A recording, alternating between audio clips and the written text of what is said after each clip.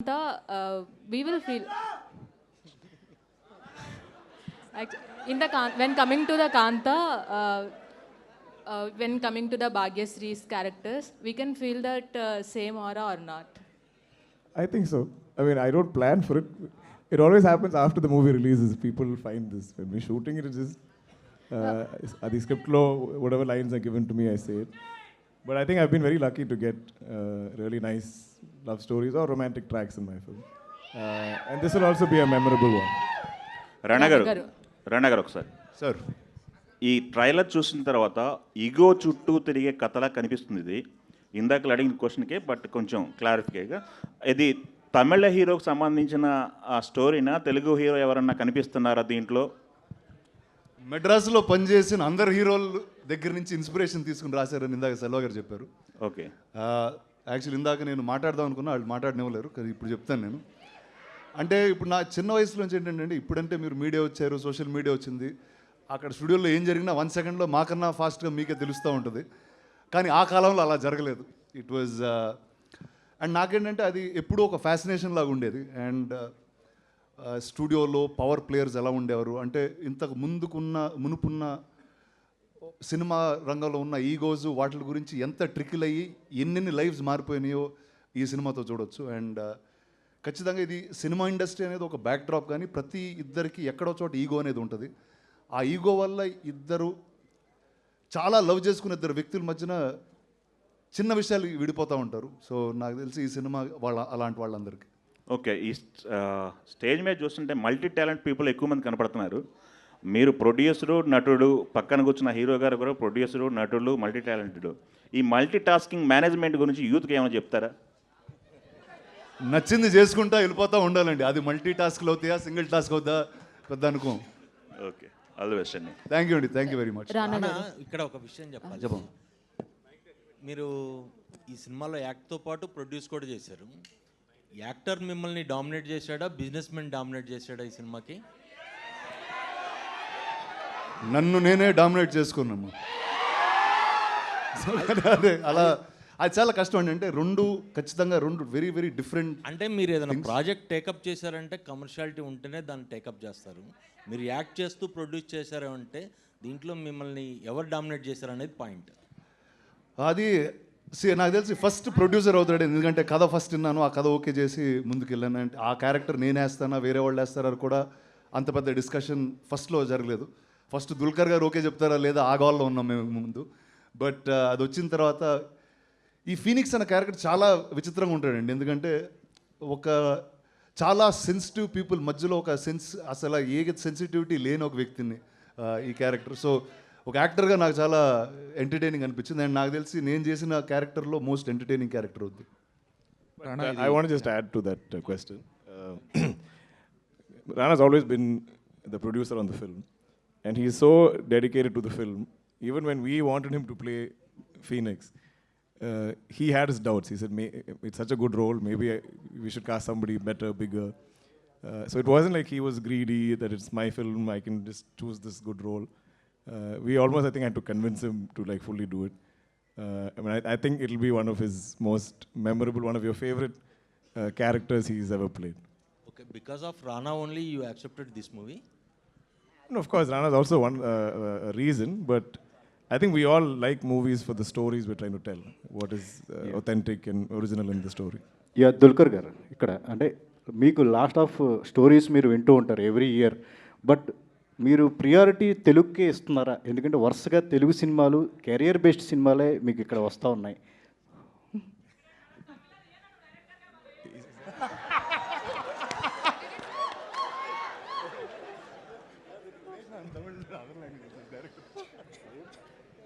No, I think I just choose based on the opportunities I get, and I think whichever language I'm acting in, I seem to keep getting really interesting stories. I think over 14 years, maybe all the no's I've said, now I think people naturally bring me something interesting.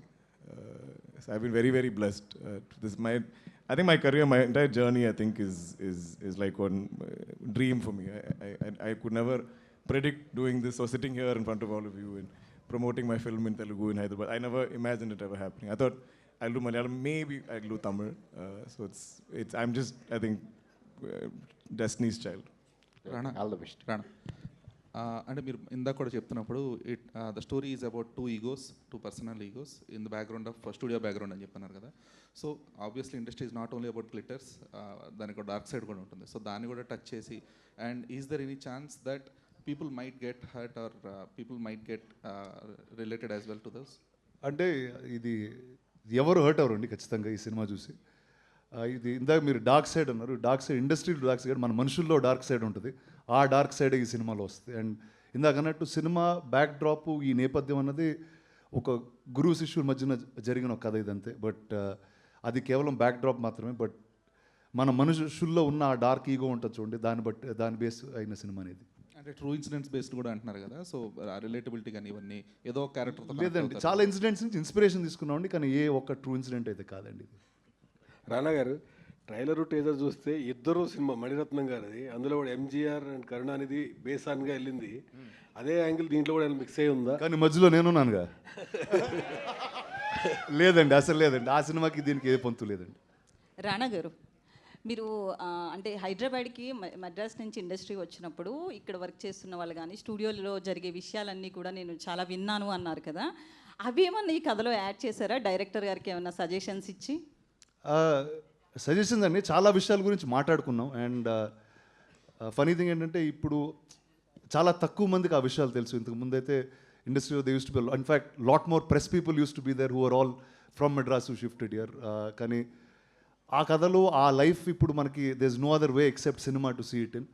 So నాకు ఈ మహానటిలో బ్యూటిఫుల్గా చూపించాడు. And అదే ఇంకా బెటర్గా చేసే ప్రయత్నం మేము చేసాం. సముద్రకని గారు, సార్ ఇప్పుడు చాలా మీరు ఏ క్యారెక్టర్ అయినా చాలా ఇంటెన్సివ్ అయినా ఏదైనా చాలా ఈజీగా చేస్తారు ప్రతి క్యారెక్టర్ని. సో ఈ షేడ్ చూస్తే ఎంఆర్ రాధా లాంటి ఒక క్యారెక్టర్, పవర్ఫుల్ క్యారెక్టర్ని ప్లే చేస్తున్నారు. How tough it was to play? అన్నీ హోంవర్క్ చేసింది మా డైరెక్టర్, నా ఏం చేయలేదు. అన్ని హోంవర్క్ చేసేసి నా దగ్గర వచ్చి ఒక 10 minutes మాట్లాడతారు. నా నార్మల్ పర్సన్గా ఉంటాను. ఆ 10 minutes సార్ మాట్లాడగానే అలానే స్లోగా ట్రాన్స్ఫర్మేషన్ అవుతుంది. అది మన దగ్గర లేదు, అది ఏదో జరిగింది. బట్ డెఫినెట్గా ఎంఆర్ రాధా సార్ విషయాన్ని కూడా మనం మాట్లాడాము. ఇది కాకుండా మా గురుగారు కేబీ సార్ మేనరిజమ్స్ కూడా వచ్చి వస్తుంది, ట్రై చేసుకున్నాము. చూసేసి మీరు చెప్పండి. ఓకే, బ్రో 2 ఎప్పుడండి? బ్రో 2 రెడీగా ఉంది. అన్నగారు సిగ్నల్ ఇస్తే take off. Okay, thank you. Thank you. రానా గారు సార్, ఇక్కడ సార్ ఇప్పుడు ట్రైలర్లో మనం చూసుకుంటే అందులో సినిమా పేరు వచ్చి శాంత అని పెట్టారు. శాంత నుంచి కాంతగా మళ్ళీ మార్చారు అనమాట. అంటే ఈ కాంతకి రిలేట్ అయ్యే సీన్ ఏదైనా ఉంటుంది సార్ సినిమాలో? అంటే అది ఎందుకు పెట్టాల్సి వచ్చిందండి టైటిల్? అది మీరు సినిమా చూడాలండి. ఇప్పుడు చెప్తే చాలా మొత్తం కథ చెప్పేయాల్సి వస్తుంది ఇక్కడికి వచ్చి. బట్ ఆ సినిమాలో ఉంటుందండి. రానా గారు, భాగ్యశ్రీ గారు, ఇందాక నుంచి మీరు అడుగుతాం అనుకుంటున్నారు, చెప్పండి. రానా గారు, స్క్రీన్ ప్రెజెన్స్ చూసుకున్నట్లయితే సో మీకు మీ యాక్టింగ్ ఒక స్టైల్, స్వాగ్ అండ్ ఆ ప్రెజెన్స్ని కూడా విలన్ షేడ్ ఉన్నా కూడా ఎక్కువ ఓన్ చేసుకుంటూ ఉంటారు ఆడియన్స్. లైక్ భీమ్లా నాయక్లో డానియల్ శేఖర్ కావచ్చు, అండ్ బల్లాల దేవా కావచ్చు, అండ్ రాధా జోగేందర్ కావచ్చు. సో అలా కాంతాలో సో రానా గారిని ఏదైనా డిఫరెంట్గా చూడబోతున్నామా? ఆ ఫ్లేవర్స్ అన్నీ కొంచెం సపరేట్ అయ్యేలాగా ఏమైనా చూపిస్తారు? లేదండి, ఆ క్యారెక్టర్కి దీనికి ఏ సంబంధం పొందు ఉండదు. అండ్ ఇందాక చెప్పినట్టు చాలా ఎంటర్టైనింగ్ క్యారెక్టర్ అండి. ఒక డార్క్ సిచ్యువేషన్లో వచ్చి కామెడీ చేస్తూ ఉంటాడు. సో అలాంటి ఒక వ్యక్తి. రానా గారు, సో ట్రైలర్ ప్రభాస్ గారు లాంచ్ చేశారు కదా, ఏమన్నారు చూసారా? ఫస్ట్ అండి, actually I have to thank Prabhas. ఇందాక చెప్దాం అనుకున్నా అసలు ఏది మాట్లాడినవ్వలేదు వాళ్ళు. So first huge thanks to Prabhas for launching it socially. And తనకు నాకు మధ్యన ఉన్న relationship is much beyond anything. అలా బాగా అని పిలుచుకుంటాం. రీసెంట్లీ కూడా వీడియోస్ చూసాం, ట్రెండ్ అవుతున్నాయి ఫుల్. సార్ ఏంటండి? బాహుబలి ఎపిక్ది వీడియోస్ అవి చూసాం, బాగా ట్రెండ్ అవుతున్నాయి. రిలీజ్కి ముందలా చేశారు. నేను యాక్చువల్లీ అదే రోజు చూపించానండి ఈ ట్రైలర్ కూడా. ఏమన్నారు? ఆయనకు చాలా నచ్చిందండి, చాలా నచ్చింది, చాలా ఎక్సైట్ అయ్యారు. సినిమా కూడా చూడాలంటున్నారు. భాగ్యశ్రీ గారు మేడం, ఇక్కడ hello. Last 2 So questions please. Rana you గారు, did retro kind of character in this film, right? Sorry. Retro kind of character. So in the starting of career, elanto character it is completely challenging. Did you do any kind of homework for this character? Any kind of? Any homework or preparation for this character? Avunu Andi, I traveled to Chennai for about, I stayed there for about 6 months, and with the help of Selvaya, I mean, we went into the depths of, you know, how actors used to perform back then. And e-meter, I mean, taking that meter, I mean, taking the modern meter, mixing the both of them, I think it was quite challenging, but we did it pretty well. So did you do, which one is challenging? Which part of the scene you felt challenging? Because both legends are there working with you, so which part you felt that was a challenge?